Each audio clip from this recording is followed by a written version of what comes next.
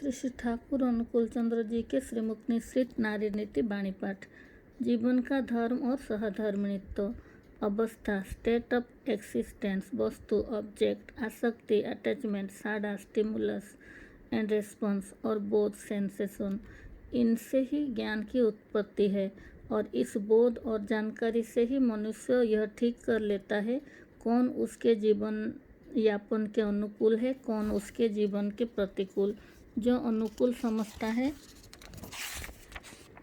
वही उसके आनंद की वस्तु बन जाती है, जो प्रतिकूल है वही उसके दुख की वस्तु है। इस अनुकूल में अनुरक्ति उसे विषय से विषयांतर में आकृष्ट करके उद्विग्न और अशांत कर देती है। वही प्रतिकूल हो जाता है, मानो उसका पारिपार्श्विक उसे निःशेष कर देगा। पुनः मनुष्य के अस्तित्व या अवस्था की चेतना उसके पारिपार्श्विक के संघात से ही घटती है।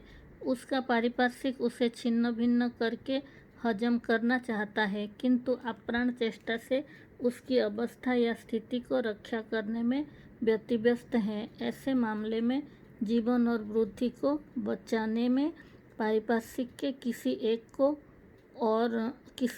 को जो जीवन और वृद्धि के अनुकूल है, जिनसे जीवन और वृद्धि समृद्ध होते हैं, उनमें अनुरक्त होना पड़ेगा।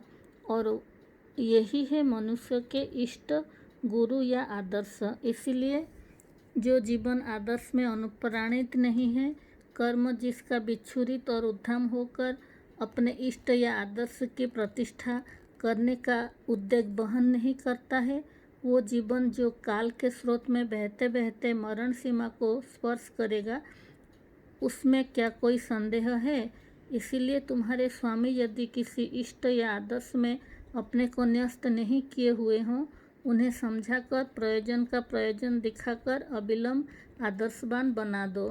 सहधर्मिणी हो, अनुसरण करो, चलो, देखोगी जीवन यश और बुद्धि से वंचित नहीं होगी। तृप्ति, स्वस्ति और शांति तुम लोगों को जयगान से जाति और जगत को मुखर कर देगी।